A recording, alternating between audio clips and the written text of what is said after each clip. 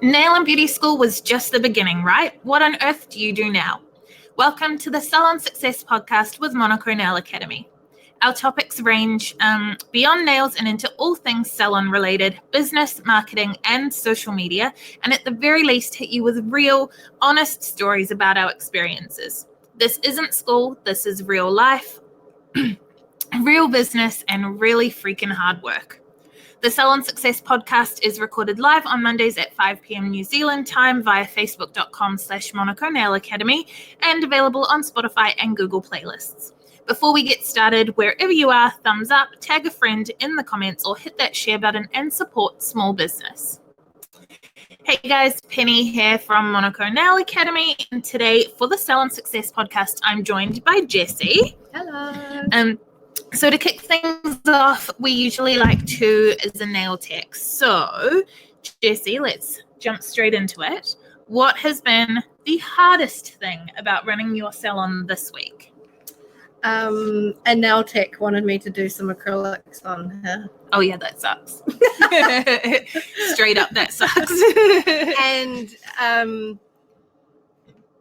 I don't know, it's not like just doing somebody's nails at Monaco.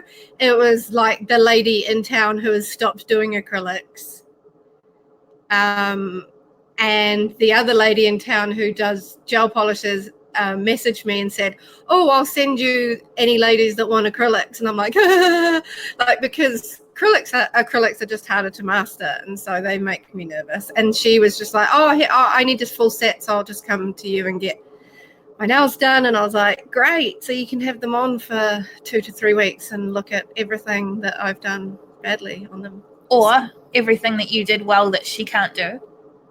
Yeah, well, she ended up really liking them. So. I hate it. Like a few times I've had Monaco students ask to book in with me, and I feel so self-conscious of whether or not I'm doing a good enough job, or like it's easy when we're demoing one nail. So you get that one nail perfect, or you mess it up and make a learning thing of it, and then the next one is perfect. Yeah. But like a full set in front of a student, I get it. Yeah, I would probably be more nervous to do students, because in their heads they're like, okay, this lady, I'm learning from her.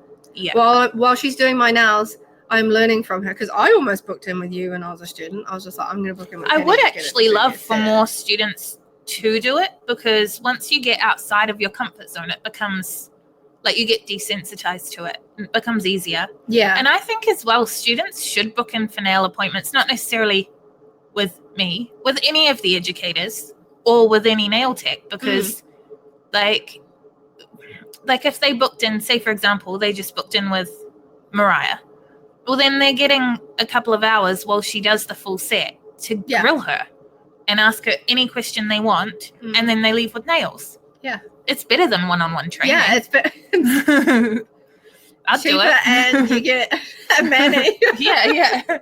It's cheaper than one-on-one training, and you get to leave with a manicure. I mean, but you don't get to practice it yourself. So if you're like a tactile learner. Yeah.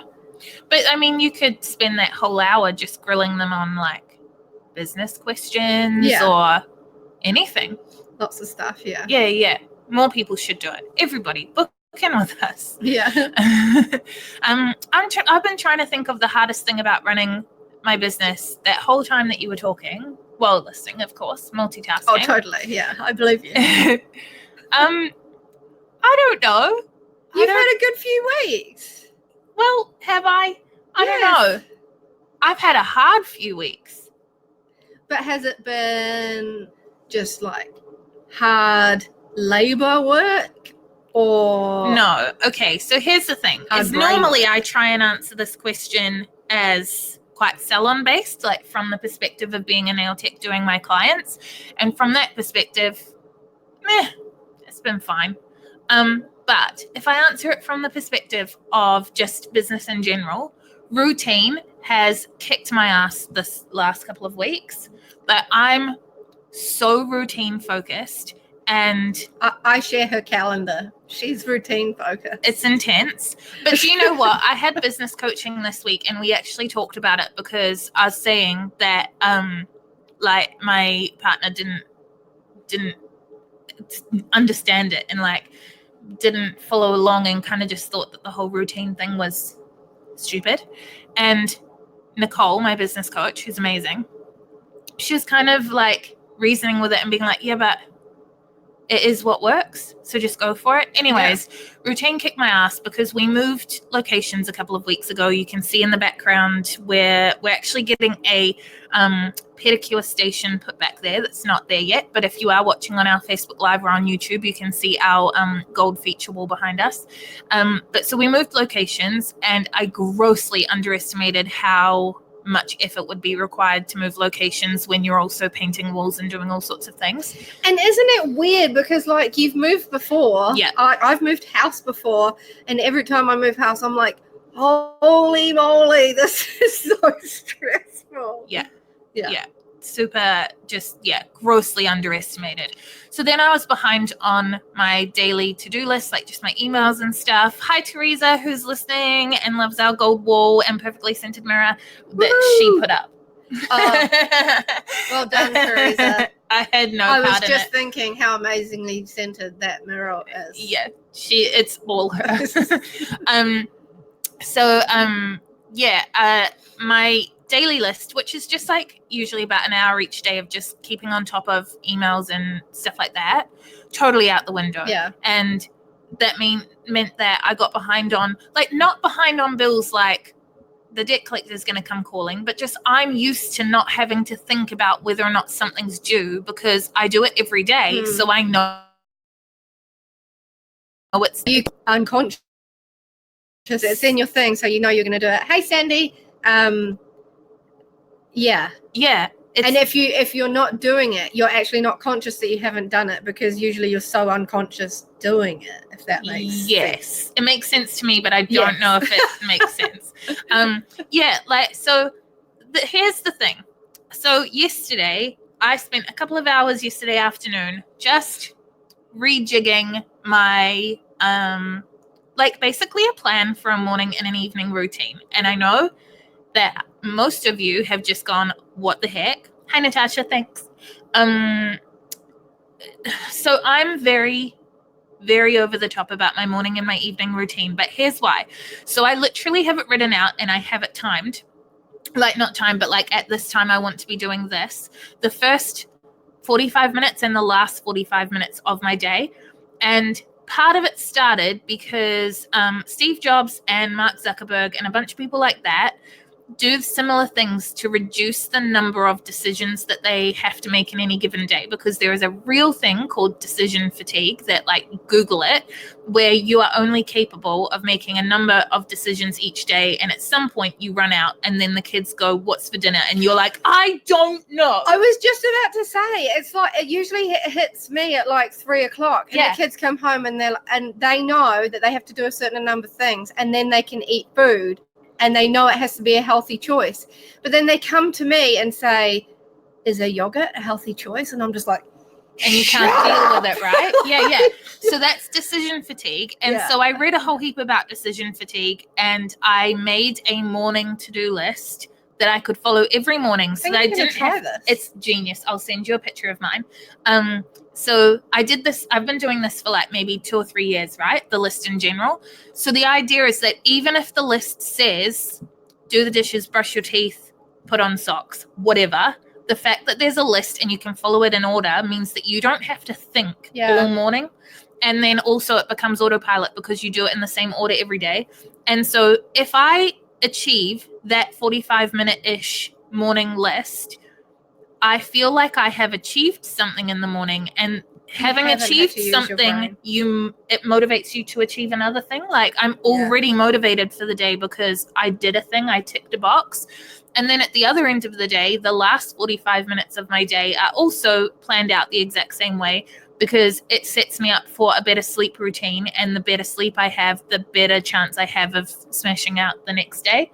So anyways, yesterday, because it works. I would have to do it before the kids wake up though, but that is my trick to success, is waking up, having a shower, getting ready before the kids wake up. Yeah.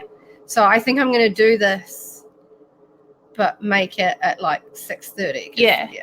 Well, that's what I did, is I knew what time I wanted to start work, so I like reverse engineered what time I had to start my list by. Okay. Yeah. But I mean, so like when you see the list, you'll laugh at me, but like it works. Too bad it works. And that's the essence of the conversation I had with our business coach, Nicole, the other day, was too bad it works. And the thing is that if I am completely retentive about that first 45 and last 45 minutes, which is what Tim didn't understand, was that I have to be so OCD about that time, because he was like, why don't you just chill the whole time? I have a question about your last 45 minutes, but I want you to finish. That's best for all of us.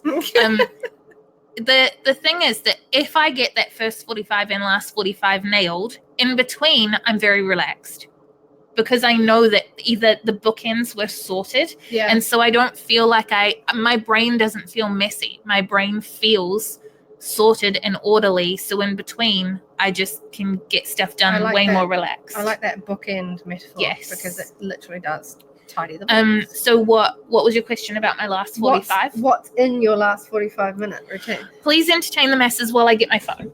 Okay. Because I took a photo of it. I'm just glad I said in the first paragraph to the little spiel today that we had lots of highs, so I'm just excited to get onto the highs. Oh, fine. I think this is a high. Thank you very much. No, it is. But I was just sort of saying why, because you didn't really have a low. Well, my low was that my routine got messed up. Okay, so my evening routine, because there's a Pilates place opening up right by us, so I made it start with Pilates, but it's not open yet. But so let's say I just got home from Pilates, so I turned my electric blanket on, and then by 7:40, this is the only like real time thing, that's I have to like make and eat dinner between like around 7:40, so that by 8:40 I can reverse engineer that little bit before bed. So because I want to be in bed, I want to be asleep by 10 to reverse engineer waking up by 6. Does that make sense? Mm-hmm. So basically at 8:40, tidy the house, water the plants, PJs on, set up my phone, which is... My PJs are on by like 3 o'clock. I only got home from Pilates, remember? Oh, yeah, that's true. So set up my phone, which means I leave my phone in the kitchen overnight and set it up Bluetooth and have the Bluetooth speaker in my room. So I listen to an audiobook, but my phone's not with me. Does it shut off? Well, because on my phone I can set a sleep timer. Oh, sweet. Yeah, so then, but it means I don't have a screen with me. That's a good idea. So then set up my phone, use face wipe to get any whatever off for the day, moisturizer, take magnesium pill, put essential oils on, put my diffuser on, and then lie on my Shakti mat while listening or reading to a book. And that should reverse engineer have got me to falling asleep by 10 o'clock. But do you fall asleep on your Shakti mat? 9 o'clock is the Shakti mat. So like I'm on the Shakti mat, I read a book, and then like when I'm done, I roll off, go to sleep. Does that make sense? Yeah. Like I know it's completely OCD, but it's what works for me. So no, and one thing I picked up from that is I need to put my phone away and not take it to the bedroom. It's the best thing in the entire world. Like I absolutely struggle to stick with it sometimes, a lot of the time. But on the days that I am able to do it, so much better. Yeah, I bet. And I wake up better the next day because I just wake up slowly instead of waking up and then going straight to this bright light in my face, which is what I would do otherwise.